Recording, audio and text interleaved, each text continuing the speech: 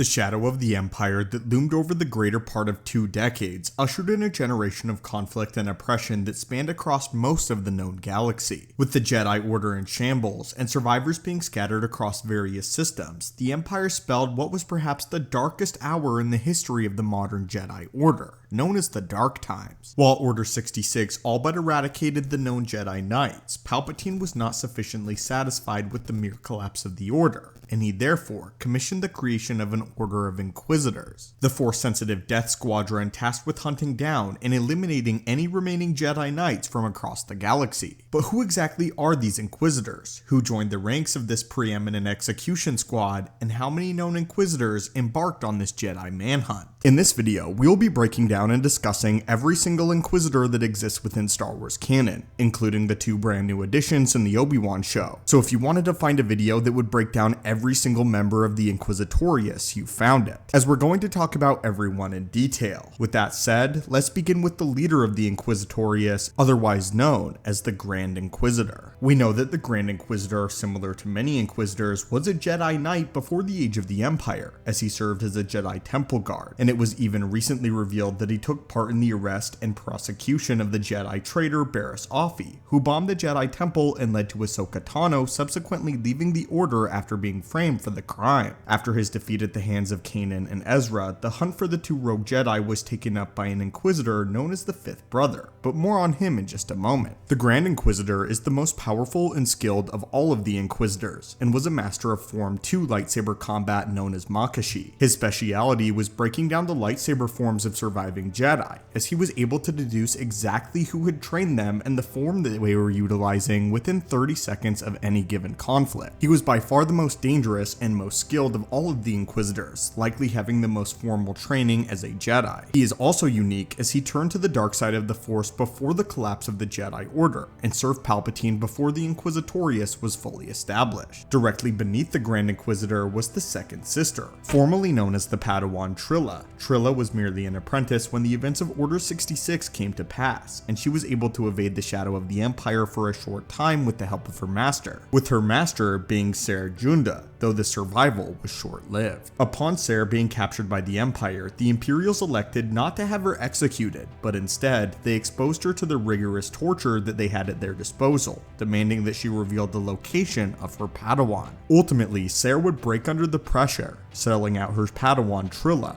as she was betrayed by the one individual that swore to protect her at all costs. This ultimately would lead Trilla to the dark side, seeding feelings of betrayal and rage. These feelings soon led to her being corrupted by the dark side fully, and she was ultimately reconditioned to become one of the most dangerous Inquisitors, second only to the Grand Inquisitor. Her most difficult challenge from her days as an Imperial hunter was battling Cal Kestis on numerous occasions, coming close to killing him multiple times. She would finally meet her end at the hands of Darth Vader himself as a result of her internal conflict. During the events that would lead to her death, Trilla had been tempted to forgive her master, and was actively working towards purging the dark side from herself and returning to the side of the light, which Vader could not allow. The third sister, despite being so generously ranked, is one of the newest additions to the galaxy far, far away, otherwise known as Inquisitor Reva. Little is known about the third sister as of now, though it is apparent that she is set to come into direct conflict with none other than Obi-Wan Kenobi during his exile on Tatooine, and his expedition to Daiyu, roughly 10 years since the fall of the Republic, though it remains to be seen what comes of this encounter and what ultimately becomes of Reva. Although little is known about her character at this moment, the Kenobi trailer gives us some clue as to what we can expect from her, and the Inquisitor requires a bit more out-of-universe research, as the Kenobi trailer is her only canonical appearance thus far.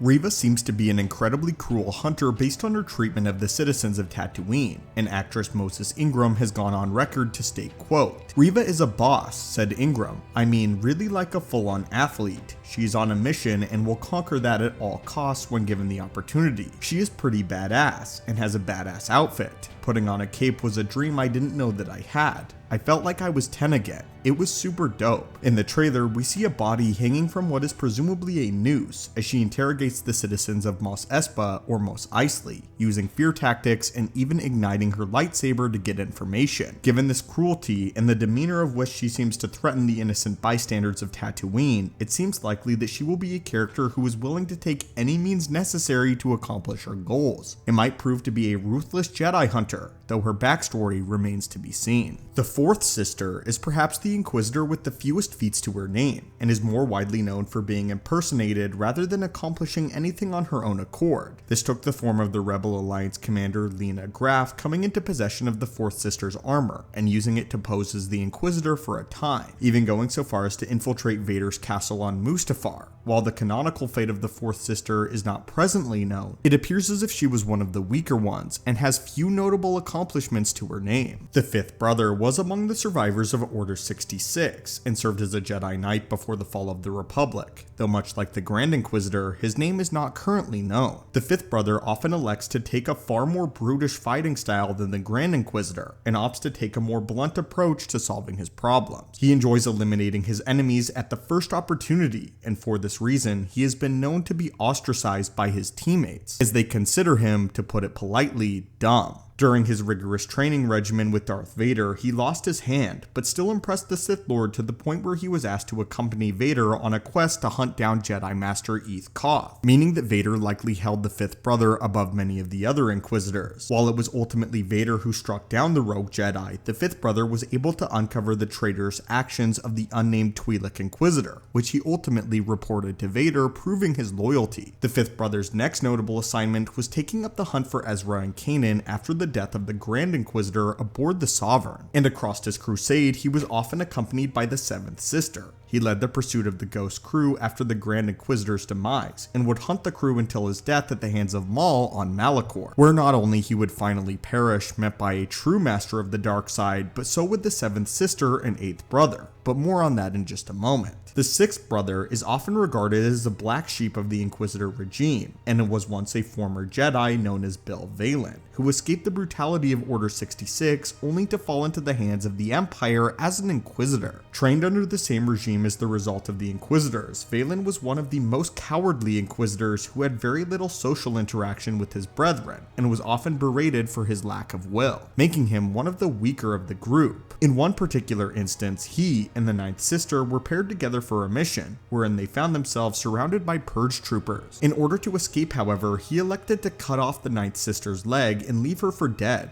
favoring his own life over that of his teammate. While competition and conflict were not uncommon among the Inquisitors, it was seldom taken to this extent. This type of behavior might have been common for a Sith Lord who was enacting the rule of two, but for a legion of Inquisitors who were set to work together towards a common goal, this was highly unusual and largely frowned upon by even Vader himself, who called the eighth brother a coward. The eighth brother would later come to meet his end at the hands of Ahsoka Tano, who was able to kill him without her use of the lightsabers and with her bare hand, using the Force itself. Ahsoka later repurposed his lightsaber crystals and was able to purify them of their dark side essence, giving way for her two iconic white lightsabers that she would use throughout the course of her Imperial era and beyond, with the eighth brother being considered one of the weakest Inquisitors, and frankly, the rest of them were glad that he was gone. Much like the fifth brother, little is known about the life of the seventh sister before the age of the Empire, though she too has been reported to be a survivor of Order 66 and a previous member of the Jedi Order, believed to have been a Padawan. Working alongside the fifth brother fairly commonly, the seventh sister and the fifth brother grew to develop a mutual respect, as well as an efficient working relationship with one another. Though perhaps the most intriguing aspect of the relationship is that she and the fifth brother was their mutual desire to replace the Grand Inquisitor after his death, each vying for the opportunity to become the new Grand Inquisitor, with these two presumably being some of the most powerful after the deaths of Trilla and the Grand Inquisitor himself, spots 1 and 2 respectively. Though the Inquisitors were not technically Sith, they were taught in the ways of the dark side, which entailed honing their senses of greed and their desires for power to augment their strength within the Force. This competition resembled the Rule of Two in that they both sought to prove themselves worthy of inheriting the mantle of the Grand Inquisitor by whatever means necessary, though they would seldom come into physical conflict with one another. The seventh sister's visionary conflict with the fifth brother often led to her sense of tactical prowess and his lust for dominance to conflict with one another, though they respected each other as partners and generally cooperated until their eventual defeat at the hands of Maul on Malachor, neither accomplishing their goal of becoming the Grand Inquisitor. Accompanying them during this duel was the eighth brother, who is perhaps one of the most elusive Inquisitors, as not only is very little known about him, but he seems to have very few notable accomplishments to his name, other than the fact that he was sent directly to hunt down Maul. It is known that the eighth brother intermittently worked with the fifth brother and seventh sister on their quest to hunt down Canon and Ezra, and he too would meet his end on Malachor, leaving all three to lose their lives in one fell swoop. However, we learned that he was sent on the planet directly to hunt down and locate the surviving Maul. As a particularly abrasive and impulsive Inquisitor, his job was largely to weaken and wear down an opponent before his associates joined the fight, allowing the three of them to overpower an already exhausted enemy combatant. Though this impulsive streak would lead him into direct conflict with Maul, where all three of the Inquisitors were tasked with hunting down the Ghost Crew, and ultimately all three meet their end. The ninth sister was a Dawatan, who previously went by the name of Masani Tide, a gifted member of the Jedi Order with a particular affinity for reading people and understanding empathetic connections with the fabric of the Force. As a survivor of Order 66, she would go on to live underground for a considerable amount of time, before ultimately being captured by the Empire, who saw great use in her gift. Much like Ser, however, the master who trained the second sister, the Empire elected to subject her to rigorous torture instead, as they tortured the ninth sister for some time. This pain eventually led her to being corrupted by the dark side,